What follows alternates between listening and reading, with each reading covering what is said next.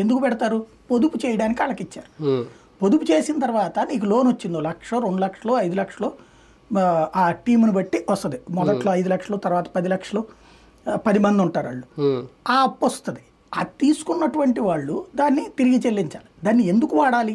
అప్పు ఎందుకు ఇస్తాం? ఇప్పుడు మనం పర్సనల్ లోన్ తీసుకునేటప్పుడు కూడా కాజు అడుగుతారు. ఏది మనకి ఇల్లు రిపేర్ చేసుకోవడానికనో, కారు కొనుక్కోవడానికనో ఇట్లా ఒక కాజు చూపెడతాం మనం. అట్లాంటిది దానికి ఏ కాజు లేదు. తీసుకున్నటువంటి వాళ్ళు ఏదైనా వ్యాపారం పెట్టుకుని ఏదైనా చేస్తారంటే ఏం చేయరు. కొంతమంది వడ్డీలకు ఇచ్చుకుంటారు, కొంతమంది ఏది పడితే అది కొనేసుకుంటారు, మళ్ళీ అది తీర్చుకోవడానికి ఇబ్బంది పడతా ఉంటారు. అది డ్వాక్రా రుణమాఫీ అనేటటువంటిది ఎందుకు చేశారంటే ఒకసారి ఇచ్చేస్తాం, ఇంకోసారి చెయ్యరని.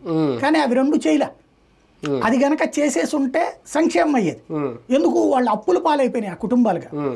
అదే మనం అనుకున్నట్టు ఇట్లాంటి ఇస్తే ఉచితం అవుతుంది. కాబట్టి అక్కడికి ఇక్కడికి తేడా ఉంది. ఈవెన్ జగన్మోహన్ రెడ్డి ఇచ్చే డబ్బులు స్కూలు పిల్లలు చదువు మానేస్తున్నారు కాబట్టి డబ్బులు ఇచ్చి లంచం ఇచ్చి చదివించమంటున్నాడు. ఇప్పుడు సాధారణంగా మనం నీ పిల్ల బాగా చదువుద్దబ్బా, నువ్వు పంపించి నేను ఖర్చు పెట్టుకుంటాలే అనేవాళ్ళు రేర్గా ఉంటారు. ధనికులలో రేర్గా ఉంటారు. మధ్యతరగతి మనం పెట్టలేం.